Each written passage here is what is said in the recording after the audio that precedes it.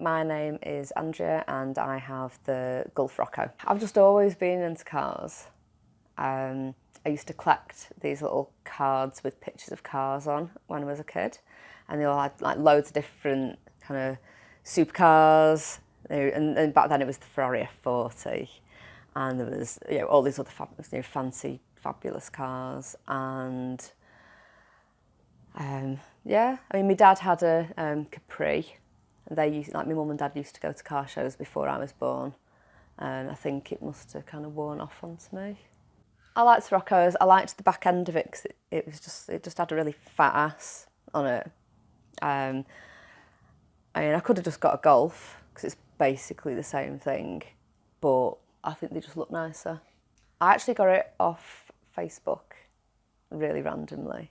So I went on to like the owners' clubs, and I seen like people sort of selling them, and looking on eBay, looking on Auto Trader and those sort of places, and it just popped up on Facebook that this guy was selling it, and it looked exactly what I wanted, because I wanted an R. I didn't want to get anything lower than an R, just because I knew that, like, when one of my friends always told me, you buy the best car that you possibly, that kind of best sort of model car that you possibly can for the money that you have. Even if it's older, you just buy the best one you can, and because you'll always regret not getting like the sort of the top spec. And I've kind of stuck with that, and that's what I did for that. And I'm still in touch with the previous owner. He's now a detailer, and sort of we talk about sort of detailing and sort of stuff on the car. But yeah, it's such a lovely car. I'm going to tell you a sad story about the car, which people might find funny. So I bought it was a second-hand cup spoiler, because I really wanted the cup spoiler for the car. I thought they looked dead nice. I was like, they're really ace. And I had it was really nice. I took it down to Southampton, which is where I got the gold wrap done. And he wrapped it dead nice in the gold. It was because it'd been painted. It was white. It was the same white as as the car was as well. It was a correct shade. And he wrapped all the underneath of it gold, and it looked just it looked dead nice. And then he sent it to me, and it arrived in 2 pieces. And it just looked like it'd been trodden on. And yeah, there was no real way of putting it back together again.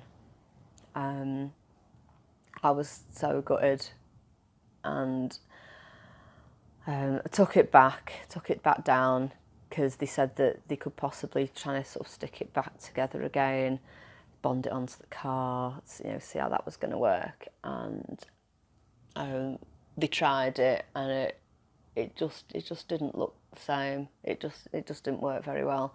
So I was by then I was upgrading to a rear facelift on the rear.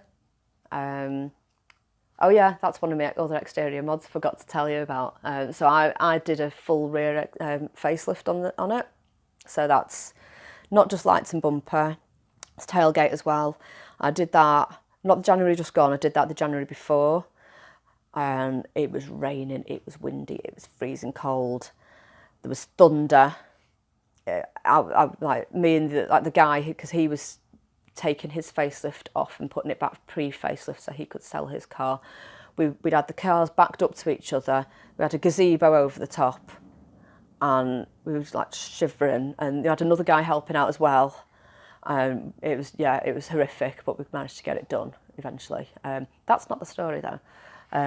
So back onto the cup spoiler. So that cup spoiler went onto his car, and he just sold the car, and that's gone now. And then I bought another cup spoiler, and that was like brand new, just fully primed cup spoiler, and I drove all the way down to Swindon to get that.